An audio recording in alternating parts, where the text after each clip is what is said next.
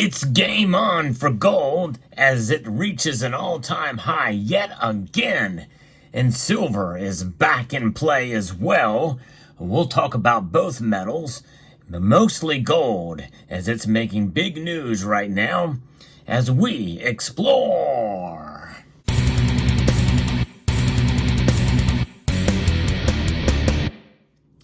Part of me is a little bit surprised, but I guess I shouldn't be. But that's the psychology of the markets. Gold is up now, breaking yet another all-time high. It is now resting very near its high today that it saw earlier in the day before pulling back a little bit. We'll talk about those moves because I think it's interesting to document to see exactly what happened. Moments before the markets close, though, we see gold sitting at $2,467.30. That is a new record in the ask price for gold, up $44.70. That's a 1.85% increase. And even though that's nothing to smirk at, anything above 1% is a pretty notable move, I would say, in a given day. And it's up almost 2% today, actually outperforming silver. And even though silver has risen as well too, up about 1.75%, up 54 cents today to $31.31. Gold, though, was only 30 cents higher today at its peak. And what's behind this? Well, it boils down to one word: Fed. The Fed, and what the Federal Reserve is going to do. That's what everybody's talking about.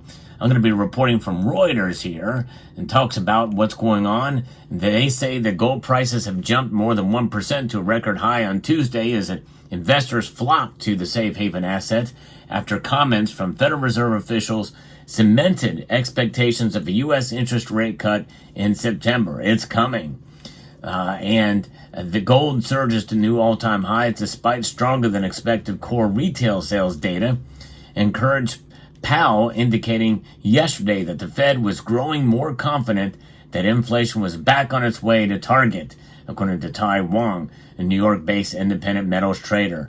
In fact, when we look at the Fed Watch tool, and for September, there's no one now that believes that interest rates are going to maintain their current course.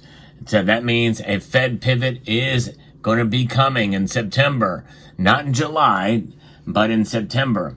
In fact, we see an 89.6% chance of a quarter-point rate cut, and the rest of it is a half point, with a very small 0.3% that think it's going to be a three-quarter-point rate cut. So that's where it stands. Now, that kind of thing does have an impact all the way across, and it ripples out to the dollar index, to exactly what's going on with gold and silver. In fact, where is the dollar right now? Well, the dollar indeed is down, and it's down marginally. It's 104.22. So, the dollar's strength is kind of interesting to see where it is. And we saw, at some time, it wasn't terribly long ago when it was, well below 100. But the dollar is strong, and it's really holding on in spite of what's happening here. Now, San Francisco Bank President Mary Daly also said confidence is growing that inflation is heading towards the U.S. Central Bank's 2% goal. And they're willing to make a bet with an interest rate cut now, in spite of it not getting there even then. And I don't think it's going to get there, by the way, by then. Lower U.S. interest rates put pressure on the dollar and bond yields, which increased the appeal of non-yielding bullion. And gold prices have risen more than 19% so far this year, a 13% rise in 2023.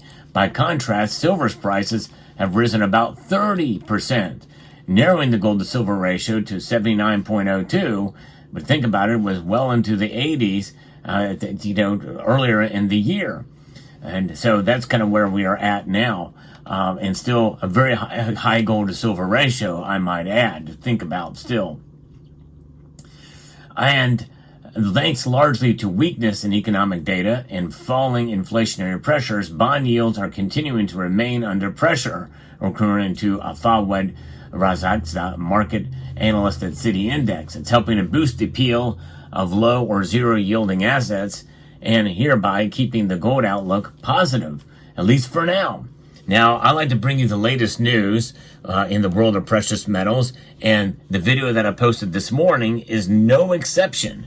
In fact, some say, well, that video didn't age well. Hours after hours as it was being posted was before this big rise in the price of gold and silver by extension.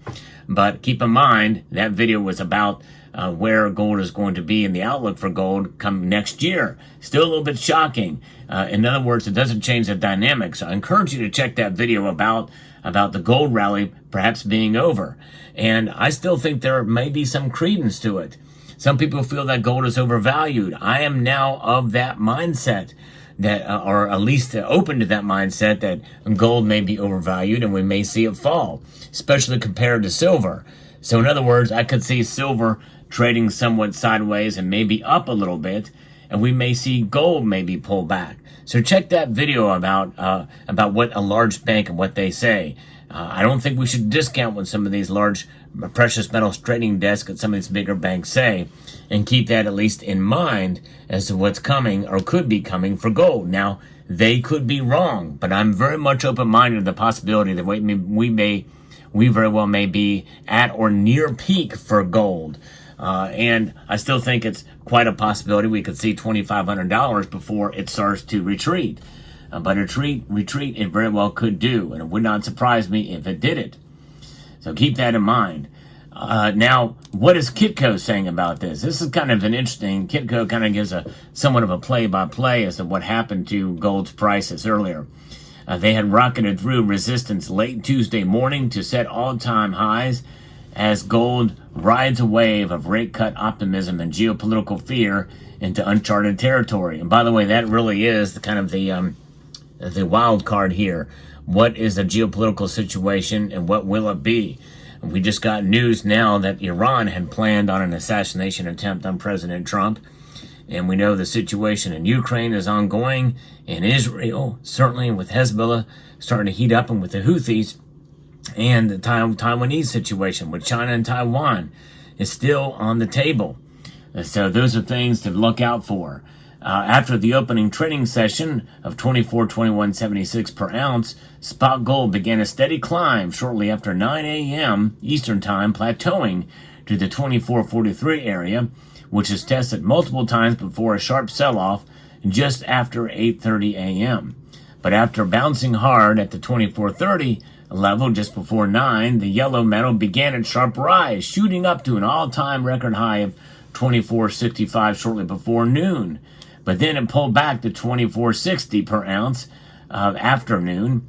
And now that is where the reporting stopped there. But we can see now that it is definitely back up within spitting distance again of the all-time high of 24.67.60. We may still see that because the market still has not closed yet. Now, this is what Peter Schiff has to say about it with a post he made on X. Gold just hit another record high. It won't be long before it breaks above $2,500. In contrast, priced in gold, Bitcoin is down 30% from its 2021 record highs almost 3 years ago.